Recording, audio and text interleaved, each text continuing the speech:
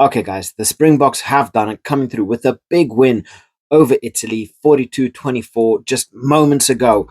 And this was a brilliant game. It was a brilliant start for their season. So I want to break down this game. I want to hear what your guys' thoughts are.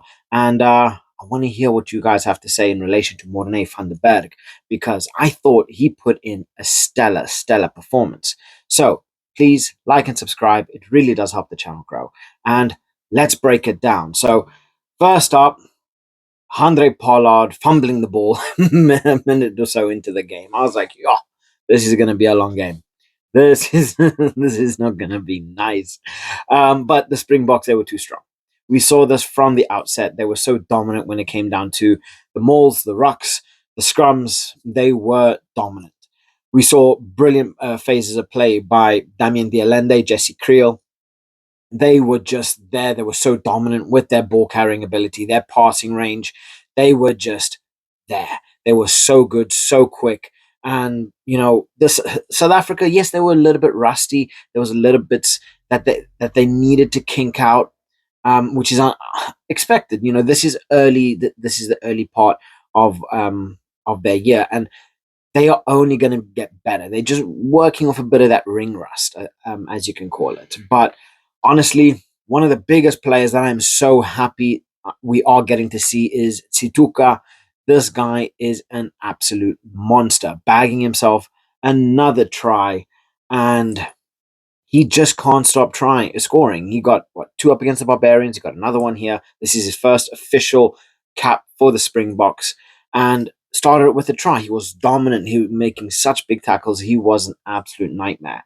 And yeah, it was just constant nuisance, constant nuisance. And that is exactly what we want as Springboks. We want to frustrate them. We want to put that pressure on them. We want to be physically dominant. We want to tie them out and then use that physicality against them in that final 22. And that is exactly what he did. That try was just beautiful. It shows how much of a strong runner he is with that ball. And then there was Jesse Creel's try, which I actually want to hear what you guys think about this, because I think it was Damien Dialende had the ball out to the right, and he ended up doing a grubber to Jesse Creel, who eventually ended up scoring. Now, the question here was Jesse Creel behind the ball, right, when it got kicked? The referee and the TMO eventually ended up as it was, but I don't know. The angles weren't exactly the best. I'm not about to be sour, I'm not going to disagree against the try, but was it? It's like the actual try itself, should it have stood? Because I was not 100% confident that he was behind the ball. So yeah, I want to hear what you guys have to say about that, because I think that was a pretty big moment in the game as well, relatively early on. And then we had Morné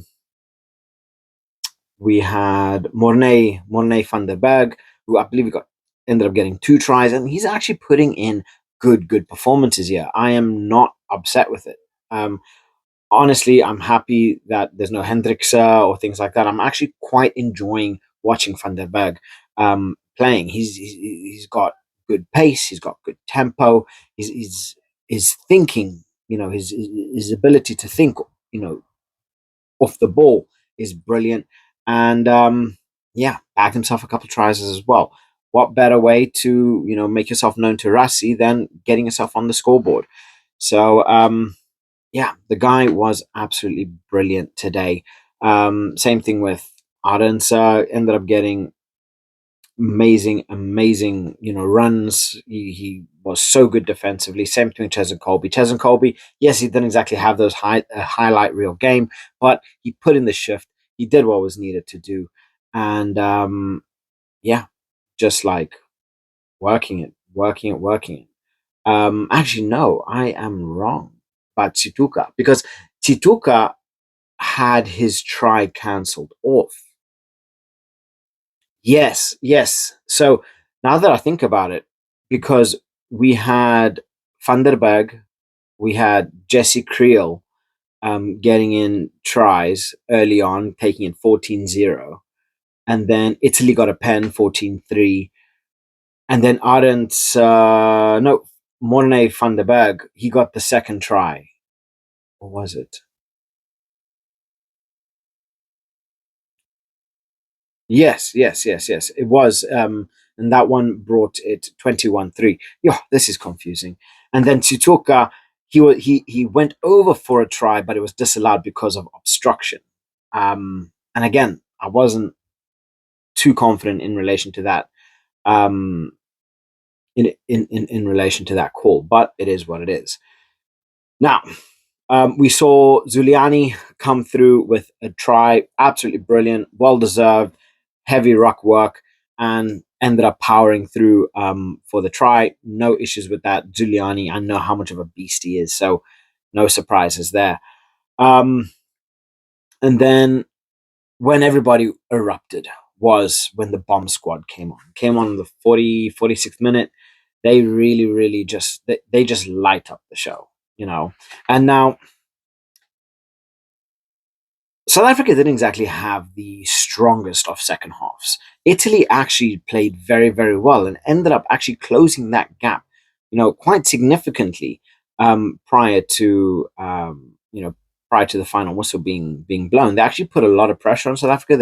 They managed to break through quite a few tries, and they almost scored themselves another try on the last breath of the game, for just to be called back for a South African penalty, but the Italians actually put in an Italian job and they just worked their backsides off. Canone was an absolute beast today.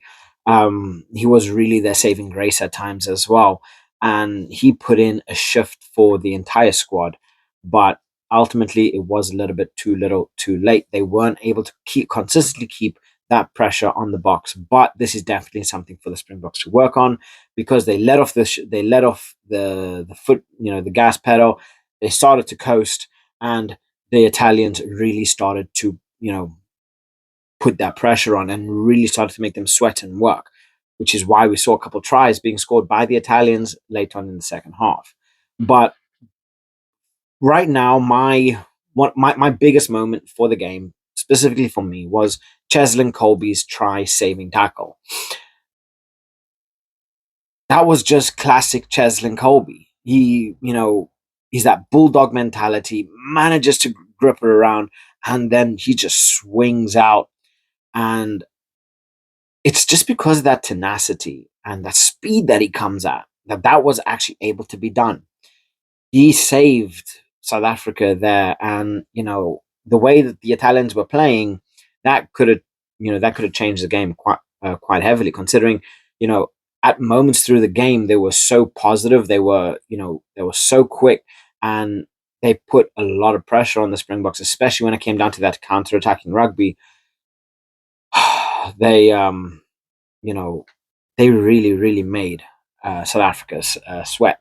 But this is the signs of greatness. Even when you aren't exactly having the best games, you find a way to get the win, you find a way to get the tries. And that is exactly what South Africa did. They remained in control. I mean, for the first half, they had something like 70% possession. They were dominant through so much. They were dominating in terms of turnovers, in terms of gain line breaks, in terms of possession, territory, um, in terms of ball carries, in terms of passes. They were dominating the Italians in every single aspect. Um, so big props to the Italians for doing that job that they did, because this game could have gone a completely different way, right? Especially considering how dominant South Africa were at times. If the Italians weren't as resilient as they are, we could have seen a complete run out. And props to the Italians. In saying that, though, this is still very much a warm-up game, in my opinion, for the Springboks. They are going to be running into those big tests later on in the year, especially when you're talking about. I think they're going to be playing France, Ireland. They're going to be playing. I can't remember if they're playing Scotland, but they're definitely playing New Zealand at Eden Park. So they're going to be having big games next year. So they got to make sure that everybody is as ready as physically possible prior to them. So perfect work, perfect warm up game. You know, they had a good game when it came down to the Barbarians. They had a good game now up against the Italians, and every game now is just going to be okay, working combinations, finding who fits best. We got to see Faf de Klerk, who I love watching Faf de Klerk come on in the second half. You know, Mr. Fafi's himself put in a good shift, and we saw Willie LaRue as well. Come on, you know, the old, you know, silverback gorilla himself. We have the talent, we have the quality, we have the experience. We show just how dominant we are throughout the game, through every single aspect of the game. But we switch off, bad things happen. Rassie is going to be making them run extra. He's going to be making sure that they are switched on, ready throughout the game. Because the moment you start losing focus is the moment you start losing. And that's one thing Rassie, I'm pretty certain, hates to have happen. So, you know, obviously, South Africa very much a squad. They will never underestimate somebody, which is why they'll oftentimes tend to play a very strong squad. But the Italians put in a very good shift. And they were scary at points. Not enough for me to say, oh, you know, they might beat the Springboks, but definitely points to say, they're getting a little bit too close to us, you know? So, yeah, let me know what you guys think. What are your thoughts on Morne van der Beek? Because I am loving him. He is playing some brilliant rugby. He has this brilliant partnership with Andre Pollard as well, which is nice to see. And let me know what you guys think. How was this game for you? Did you enjoy it? Who was your man of the match? And actually, what was your favorite try of the match? So drop your thoughts in the comment section below. Please like and subscribe as always. It really does help the channel grow. And I'll catch you guys in the next one. Bye.